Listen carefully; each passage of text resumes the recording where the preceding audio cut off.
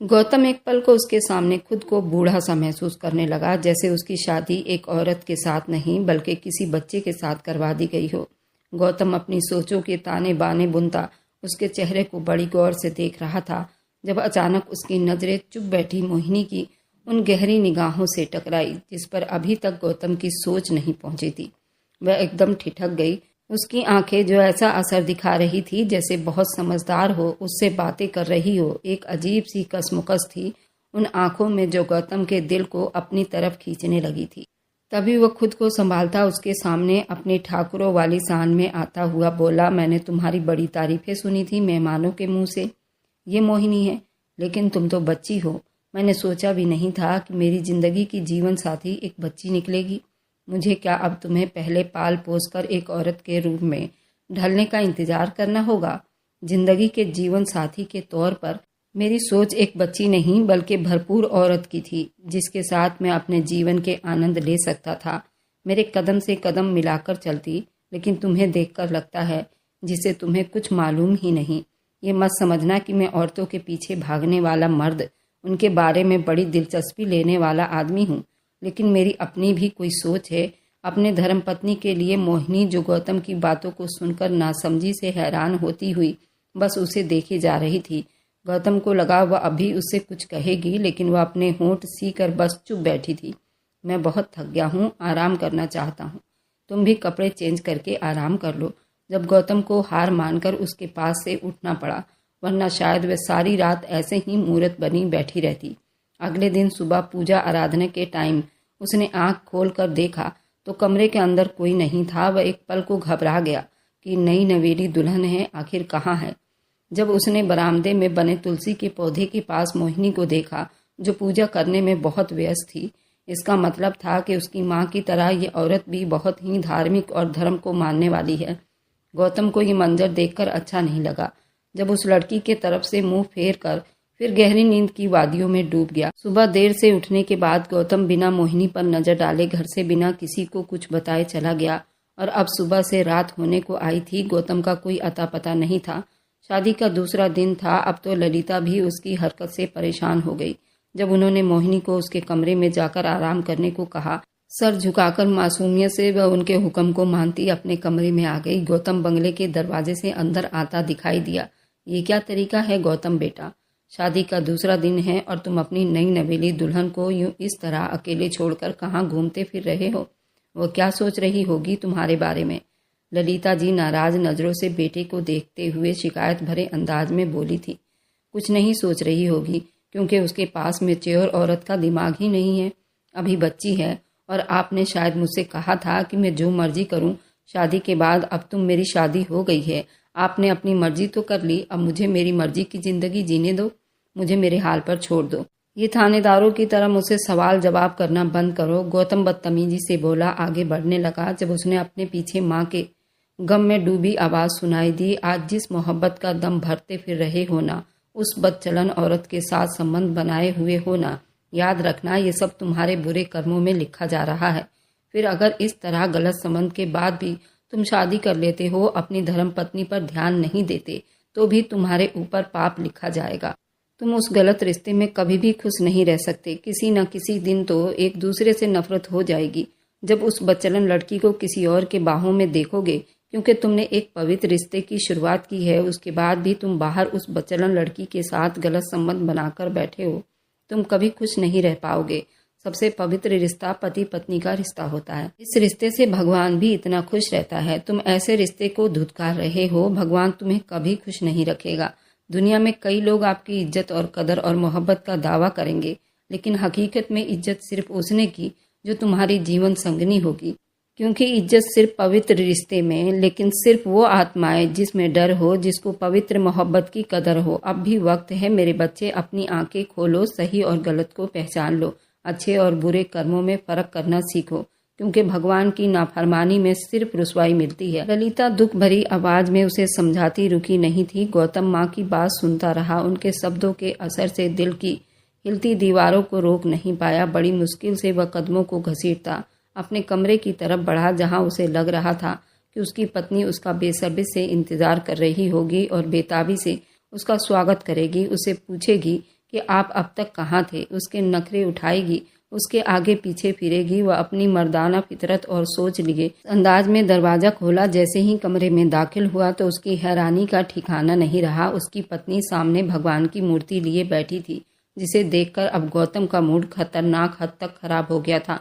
पहले ही नीचे से वो माँ का इतना बड़ा लेक्चर सुनकर आ रहा था और अब सामने ये पंडितानी बैठी थी जो उसकी रातें रंगीन करने के बजाय पूजा पाठ में लगी हुई थी। वही पुरानी पत्नियों वाले नाटक जिसे उन औरतों को लगता है एक मर्द का दिल पिघल जाएगा। अब उस बेवकूफ़ को मैं कैसे समझाऊं कि बेशक मैं एक धार्मिक परिवार से संबंध रखता हूं, पर मैं ऐसा मर्द नहीं हूं। मैं तो आजकल के दुनिया को एंजॉय करना चाहता हूं। मुझे आज़ाद ख्याल की चंचल मॉडल ज़माने की लड़कियां पसंद है, जैसे कि ऐश्वर्या जैसे। अच्छे से पता है कि आदमी के दिल पर राज किस तरह किया जाता है। दहाड़ती आवाज़ के साथ कमरे का दरवाज़ा बंद किया तो मोहिनी जो पूजा करने में व्यस्त थी उसे बुरी तरह से डरा दिया था, जिसे वह जल्दी से अपने भगवान की मूर्ति को छुपाकर खड़ी हुई थी। अब उसे देख रही थी। अरे उठ क्यों गई? पति से ज़्यादा ज़रूरी तुम्हारे भगवान है, इसलिए तो तुम यहाँ लाई गई हो। आराम से अपने भगवान को याद करो, क्योंकि मुझे फ़र्क नहीं पड़ता तुम्हारे यहाँ होने या ना होने से। मैं उन मर्दों में से बिल्कुल भी नहीं हूँ मोहिनी, जो औरतों के पीछे भागते रहते हैं, जो उनके नखरे उठाते हों। मुझे सख्त नफरत है उन सब से। इसलिए अच्छा होगा कि अपनी उन हरकतों से मुझे आजमाने की कोशिश मत करो। उसे घूर कर अपने गुस्से को काबू करता हुआ अब भी उसके चेहरे पर मासूमियत और नादानी देखकर जल भुनकर राख हो गया था और एक शर्म की चादर में घुस गया था। मोहिनी ने नशे में सुर्ख आंखों को देखते हुए सोचा, आखिर उससे कहाँ कोई गलती हो रही है जो गौतम इतना नाराज हो रहा था। उसे तो सिर्फ पति की बात माननी थी और उसकी सेवा करनी और घर के कामकाज का ही पता था। उससे ज़्यादा वह और क्या कर सकती थी जिससे उसका मूड ठीक हो जाता। मोहिनी के दिमाग में इस तरह अलग अलग सोच आ रहे थे जो कल से अब तक खत्म होने का नाम ही नहीं ले रही थी। रात के 2 बजे का टाइम था, जहां उस वक्त सारी दुनिया नींद के मजे लूट रही होती है। वहीं दूसरी तरफ गौतम अपने सख्त बिगड़े हुए मूड के साथ ऐश्वर्या को फ़ोन कर रहा था, जहां बराबर बैल जा रही थी, लेकिन सामने वाले ने जैसे कसम खाई थी कि फ़ोन ना उठाने की। जब तंग आकर गौतम ने उसे मैसेज भेजा, तुम मेरा फ़ोन क्यों नहीं उठा रही? जब उसके मैसेज करने के ठीक कुछ देर के बाद ऐश्वर्या का मजबूरी वाला रिप्लाई आया, गौतम आखिर तुमने ऐश्वर्या को समझ क्या रखा है? क्या मैं कोई जानवर हूँ जो तुम्हारे पीछे पीछे भागती फिरूँ, जबकि तुम मुझे सिर्फ धोखा ही दे रहे हो? आज तुमने किसी और से शादी कर ली और अब रात के इस पहर तुम्हें मेरी याद आ रही है, जबकि कल सुबह तुम्हारा उस लड़की के साथ रिसेप्शन है। मुझे क्या मिला तुमसे मोहब्बत करके? बस रुसवाई और बेवफाई, इंतजार, तन्हाई, और जो कुछ भी मिला स्वर्ग उस राजपुतानी को ही मिला। फिर चाहे वह एक बदसूरत मामूली सी दिखने वाली औरत ही क्यों ना हो। तुम्हारे ठाकुरों की शान होने की हैसियत ने मुझ जैसी हसीन खूबसूरत लड़की को मार ही दिया है और तुम कुछ ना कर सके। तुम तो चुपचाप उसके होकर रह गए हो, ये भी ना सोचा कि ऐश्वर्या की दिल पर क्या बीतेगी, वह कैसे तुम्हारे बगैर जिएगी। गौतम उसका मैसेज पढ़कर एक पल को हैरान हुआ, क्योंकि ये पहली बार था जब ऐश्वर्या गुस्से में उसे इतनी बदतमीजी से बात कर रही थी। गौतम ने तो हमेशा उसे इटलाती अदाओं के साथ अपने आसपास मंडराते हुए देखा था, लेकिन फिर वह ये सोचकर खुद को तसल्ली देने लगता, अभी उसका गम ताज़ा है और ये सब उसकी मोहब्बत में आकर गुस्से से कह रही है, लेकिन उसका दिल साफ है, मुझसे मोहब्बत करती है। कोई बात नहीं, अभी हालात कुछ इस तरह है जिसे ऐश्वर्या ऐसा व्यवहार किए हुए है, वह अच्छी तो है जो मेरे दिल पर राज करती है। ये सोचते हुए गौतम के होठ पर हल्के से मुस्कुराहट उठे थे। अब उसने एक बार फिर ऐश्वर्या की तरफ मैसेज रिप्लाई किया, जिसमें उसने अपने दर्द भरे अंदाज में लिखा था, उससे अब कल बात करेगा। इसका मतलब था कि गौतम अब उसे और ज्यादा मैसेज करके तंग नहीं करना चाहता था। गौतम बहुत हैरान रह गया था। ये भी पहली बार था कि ऐश्वर्या उससे बात नहीं करना चाहती थी, जबकि ऐश्वर्या वह लड़की थी जो गौतम के आगे पीछे दीवानों की तरह पागल थी, उसके पीछे पीछे रहती, जो हर दम यही चाहती थी कि गौतम सिर्फ उससे बात करे, उससे प्यार करे। उसे याद था वह दिन जब पहली बार ऐश्वर्या ने गौतम को देखकर उसकी हैंडसम पर्सनैलिटी को सराहा था। अब उससे ऐसे दिखा रही थी जैसे उसे गौतम अच्छा ही नहीं लग रहा था। उसे गौतम से बात करने में कोई दिलचस्पी नहीं थी। जब एकदम से गौतम के दिमाग में ख्याल आया, ऐश्वर्या अगर मुझसे बात नहीं करना चाहती तो फिर क्या इस वक्त वह किसी और के साथ होगी? तभी गौतम के सोशल अकाउंट पर उसके दोस्त की तरफ से नोटिफिकेशन आया। जब गौतम ने देखा तो उसे एक जबरदस्त झटका लगा। उस दोस्त की तरफ से तस्वीर भेजी गई थी जिसमें वो बेड पर लेटा हुआ नजर आ रहा था और उसके सीने पर किसी लड़की का हाथ था जिसे गौतम बहुत अच्छे से पहचान गया था। वह ऐश्वर्या का हाथ था जो साफ पहचाना जा सकता था। ऐसा लग रहा था जैसे रात के उस वक्त वे लोग पार्टी कर रहे हों और ऐश्वर्या उसके दोस्त के साथ इस तरह देखकर गौतम का खून खौल उठा था। इसका मतलब कि ऐश्वर्या तुम मुझे धोखा दे रही हो, मैं तुम्हारी जान ले लूंगा। अपने खोखले दिमाग के साथ वो मोबाइल एक साइड में फेंकता खुद से बोल पड़ा। अब उसे सुबह का इंतजार था जब ऐश्वर्या से उस बात का हिसाब लेने वाला था। अगले दिन 10 बजे करीब उसने ऐश्वर्या को मैसेज किया। वह उसे होटल के रूम में आकर मिले। गौतम जल्दी जल्दी तैयार होता आज फिर गायब होने के चक्कर में था। मोहिनी एक तरफ खड़े होकर उसके बदलते रंगों को बड़ी गौर से देखे जा रही थी जो शायद सख्त गुस्से में लग रहा था, लेकिन उससे कुछ भी पूछने या कहने की हिम्मत ना होती थी। गौतम ने ऐसा कोई हक उसे अभी तक नहीं दिया था। गौतम रुको बेटा, कहाँ जा रहे हो? शाम को तुम्हारा रिसेप्शन पार्टी है।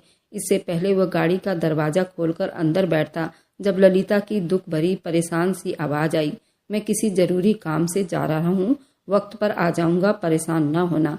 इतना कहता वह रुका नहीं और गाड़ी स्टार्ट करता वहां से चला गया, जबकि ललिता तड़पकर हाथों को मलती फिक्र से अंदर आ गई थी।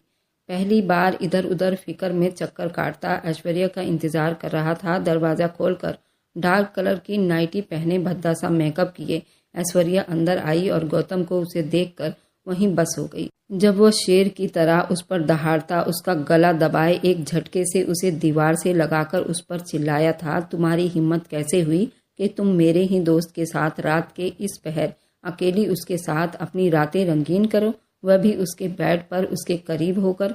बोला ऐश्वर्या अचानक उसके इस हमले पर हक्का बक्का रह गई। फिर बड़ी चालाकी से खुद को संभालती कलाकारी करती बोली, फिर और क्या करती गौतम, तुम्हारा गम मुझसे भुलाया नहीं जा रहा था। मैं कितनी परेशान थी उन दिनों जब तुम उस लड़की से शादी कर रहे थे। मुझसे बर्दाश्त नहीं हो रहा था कि मेरी मोहब्बत जिस पर सिर्फ मेरा ही हक था अब किसी और का होने जा रहा था। इसलिए मैं तुम्हारे उस दोस्त के साथ वहां पर गई थी। तुम्हारी माँ की नज़र में तो मैं वह औरत हूँ ही नहीं जो घर बसा सकती हैं। जब मैं वो हूँ ही नहीं तो फिर तुम बताओ मैं क्या हूँ? क्या मैं अपनी ज़िंदगी शुरू नहीं कर सकती हूँ जैसे तुम कर सकते हो, या फिर तुम्हारी नाकाम मोहब्बत का रोग लगाकर बैठ जाऊं? बोलो क्या करूं? अब ऐश्वर्या भी गुस्से से तेज आवाज में बोली थी। गौतम एक पल को नरम पड़ता उससे दूर हुआ था। वह ठीक ही तो कह रही थी। मर्द जात किस तरह खुदगर्ज होता है। औरतों के मामले में वो खुद तो कई शादियां करने के बाद भी यही चाहता है कि उसकी हर पत्नी उसे मोहब्बत करे। किसी और के पास जाना तो दूर, दूसरे आदमी का सोचे भी ना और वही उसकी मोहब्बत का दम भरते रहे और कोई नहीं। लेकिन सबसे बड़ी मजबूरी तो ये थी कि वह ऐश्वर्या को अपनी पत्नी भी नहीं बना सकता था।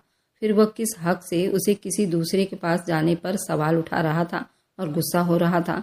गौतम के नरम पड़ने पर ऐश्वर्या लोमड़ी की तरह सोचती मुस्कुराई। फिर अपना असली पत्ता जो कब से संभाल कर रखी हुई थी आज वही पत्ता उसके सामने फेंकती हुई बोली, गौतम मैं तुम्हारी मजबूरी समझ सकती हूँ। तुम मुझसे मोहब्बत करते हो लेकिन ये दुनिया हमें एक नहीं होने देगी। तुम एक काम क्यों नहीं करते? तुम मुझे एक घर लेकर दे दो जिसमें मेरी ज़रूरत की हर चीज़ें मौजूद हो। मुझे किसी के सामने हाथ ना फैलाना पड़े। तुम समझ रहे हो ना? फिर मुझे किसी की फिक्र नहीं रहेगी। वहाँ मैं सिर्फ तुम्हारी बनकर रहूंगी। किसी के पास जाना तो दूर, किसी से मिलूंगी भी नहीं।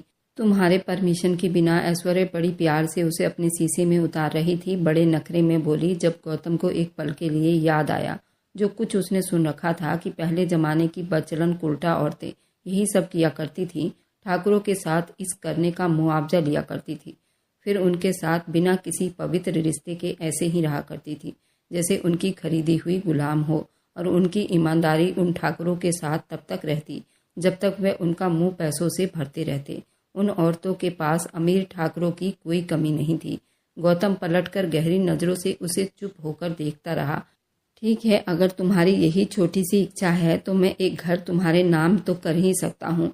जिसे सुनकर ऐश्वर्या खुश हो गई और फिर उसी वक्त गौतम उसे अपने साथ ले जाकर एक पौज इलाके में काफ़ी महंगी आलीशान घर लेकर दे दिया जिसकी कीमत बहुत ज़्यादा थी और ऐश्वर्या के नाम पर था। मोहिनी कमरे में बैठी शाम के तैयारी कर रही थी जब ललिता दरवाज़ा खटखटाती हुई अंदर आई।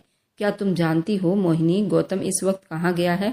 ललिता थोड़े सख्त तेवर लिए बोली थी। नहीं माँ जी, उन्होंने मुझे कुछ बताया ही नहीं। सर झुकाए मासूमियत से बोली। क्या मतलब कुछ बताया नहीं? तुम उसकी पत्नी हो, तुम्हें पूछना चाहिए था उससे। अगर अभी से तुमने उसे काबू में नहीं किया तो फिर बाद में मत रोना जब वह सारी सारी रात घर से बाहर बिताया करेगा। माँ जी, लेकिन वह मुझसे बात ही नहीं करते।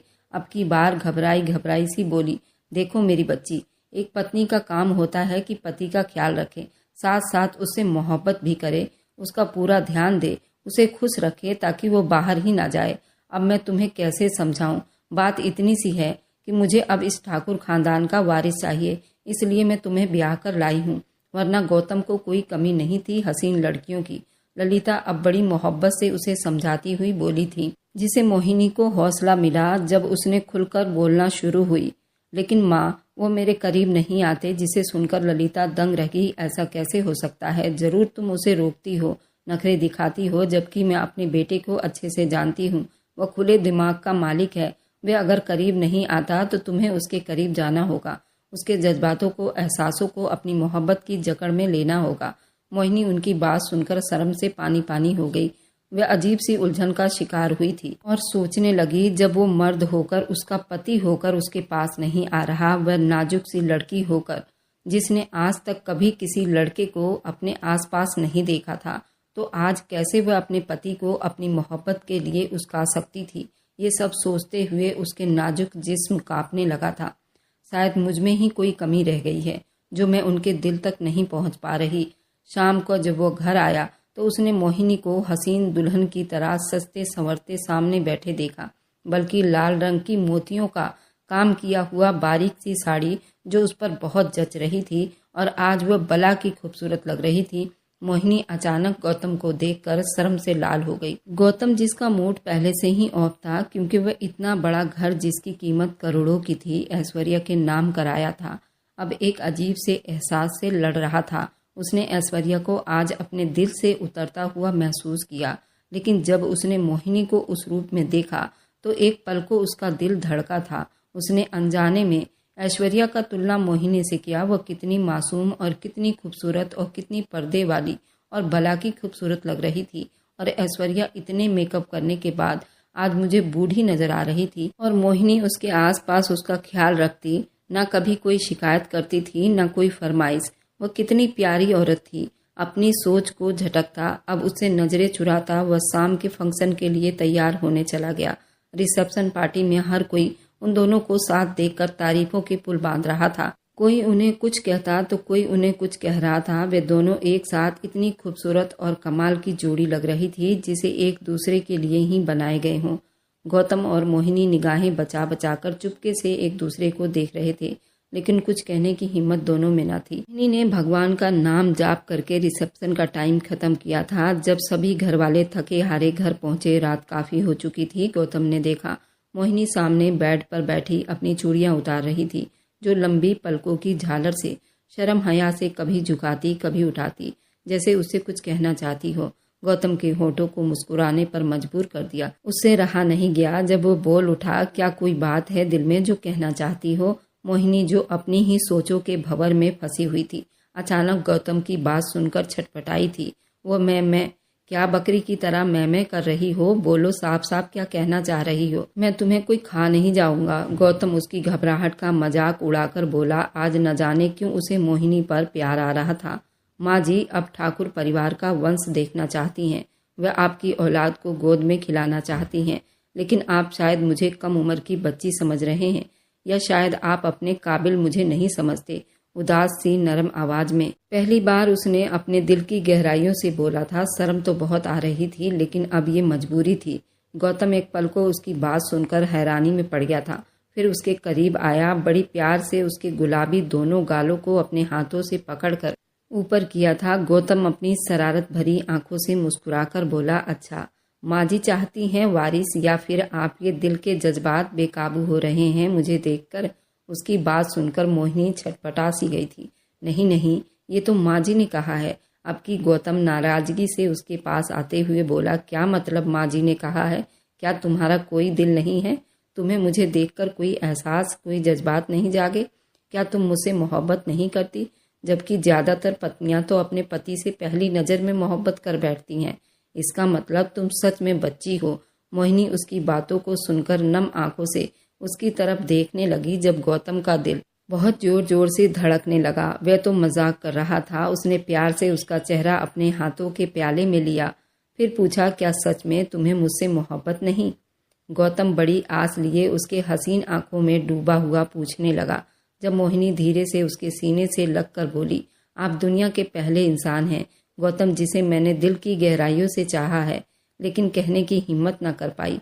अगर आप मुझसे दूर गए तो मैं मर जाऊंगी। इतना कहती वह रो पड़ी थी। वहीं गौतम को लगा जैसे वह अपनी पूरी दुनिया उस छोटी सी लड़की के सामने हार गया हो। ये कैसा एहसास था, कैसी फीलिंग थी जो मोहिनी के इतने करीब होने पर उसे पहली बार महसूस हो रही थी, जबकि वो कितनी रातें ऐसे प्यार भरे लम्हों में ऐश्वर्या के साथ बिता चुका था। ऐसा तो कभी उसने महसूस नहीं किया था जो अब वो मोहिनी को सीने से लगाए कर रहा था। गौतम ने फिर से आगे कुछ न सोचा और सीने में जोर से मोहिनी को भींचते हुए अपना सब कुछ उसके नाम कर दिया। सुबह पूजा आराधना के टाइम गौतम गहरी नींद में था। मोहिनी को बिस्तर से उठने पर ही गौतम ने एहसास कर लिया था। वह हल्का सा आंखों को खोलकर उसे देखने लगा, जो शायद उठकर नहाने जा रही थी और पूजा करने जा रही थी। आंखों में मोहब्बत लिए उसके हसीन होठों को देखा, जो गौतम की मोहब्बत पाकर और ही ज्यादा निखर गई थी।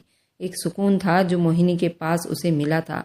कितना पूरा सा वह खुद को महसूस कर रहा था। कितना गलत था जो उसे बच्ची समझकर उसे खुद से दूर किए जा रहा था। लेकिन आज उसे एहसास हुआ कि पवित्र रिश्तों में भगवान ने कितना सुकून दे रखा है, आनंद दे रखा है, जो एक नाजायज संबंध में कभी नहीं मिल सकता।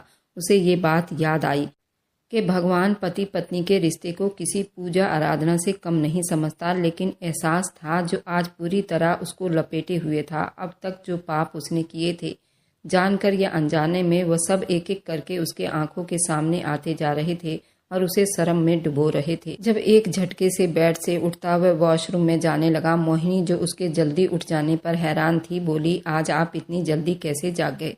जब गौतम उसके करीब आता, प्यार से उसके सर को चूमता हुआ बोला, आज ही तो जागा हूँ और ये सिर्फ तुम्हारी मोहब्बत से हुआ है। ये कहता वह तेजी से अंदर गया, फिर अच्छे से फ्रेश होकर बाहर आया। घर के बने मंदिर में जाकर खड़ा हुआ और भगवान की पूजा करने लगा। मोहिनी तो एक पल को सांस रोक कर खुशी के मिले जुले जज्बात लिए उसे देखती चली गई। आज उसे गौतम से मोहब्बत नहीं, जैसे इश्क हो गया था। अगले दिन सुबह ऐश्वर्या के बुलाने पर उसके घर आया था। जब ऐश्वर्या उसे अपने सामने देखकर मुस्कुराती हुई अभी उसके गले लग जाती, जब गौतम ने वही इशारे से उसे खुद से दूर रहने को कहा, जैसे वह उसे गंदा कर देगी। वह उसे अजीब से अंदाज में देखकर अब अच्छा महसूस नहीं कर रहा था। उसका बेहुदा आधा अधूरा कपड़ा, उसके बदन से उठती तेज खुशबू और भद्दा सा मेकअप, आज कुछ भी तो गौतम को अच्छा नहीं लग रहा था। अब उसे साफ साफ दिखाई देने लगा कि ऐश्वर्या कितनी गलत है और आज उसे एक बदचलन औरत लगी। जबकि मोहिनी का चमकता चेहरा, उसका एहसास, उसकी मोहब्बत के पल गौतम को याद आते ही उसका दिल गदगद करके रख देती थी। ऐश्वर्या हैरान नजरों से उसके बदलते अंदाज को देखती अब खुद ही पीछे हो गई। क्या बात है गौतम, मुझसे दिल भर गया क्या तुम्हारा? नहीं, बस थोड़ा थका हुआ हूँ। और गौतम ये कहकर वापस पलटने लगा जब ऐश्वर्या अदाएं दिखाती बोली, आओ ना, मैं तुम्हारी थकान दूर कर दूं। इतना बोलती पीछे से उसके गले में बाहें डालकर बोली।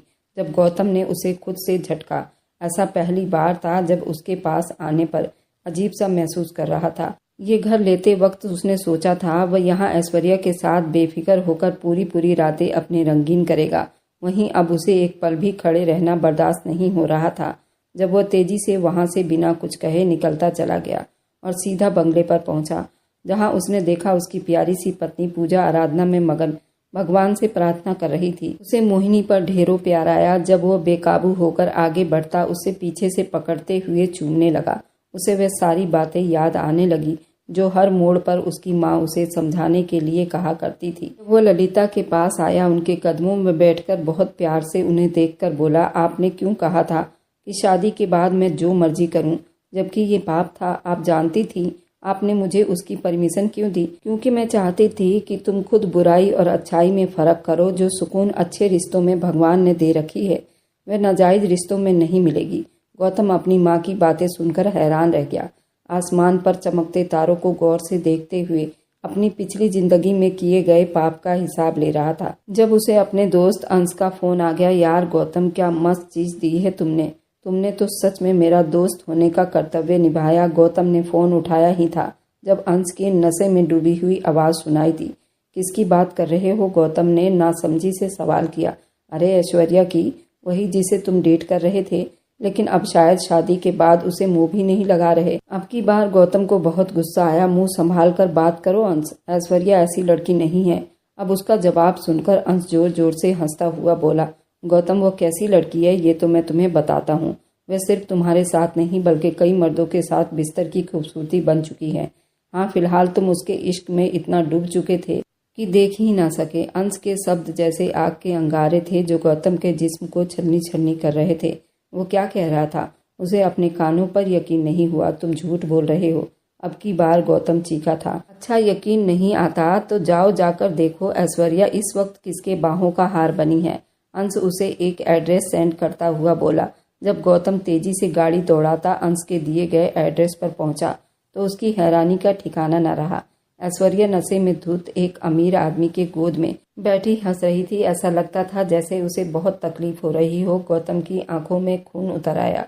इसलिए नहीं कि वह उसकी मोहब्बत थी, बल्कि इसलिए कि अब तक वह उसे धोखे दे रही थी, उसका इस्तेमाल कर रही थी। अपने बेवकूफ़ी के लिए ऐश्वर्या पर जोर से चीखता। जब ऐश्वर्या उसकी आवाज़ सुनकर डर कर अपनी जगह से उठ खड़ी हुई, लड़खड़ाती उसके पास आई।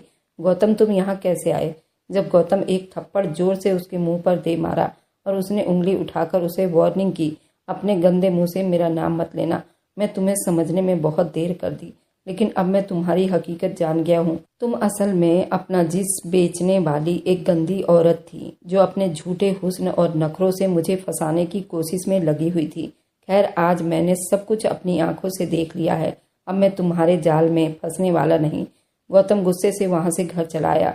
घर आया तो मोहिनी उसके इंतजार में बैठी थी, जो गौतम के घर आते ही उसके पैर छुए और उसके सीने से लग गई। गौतम को लगा जैसे पूरी दुनिया मेरे कदमों में है।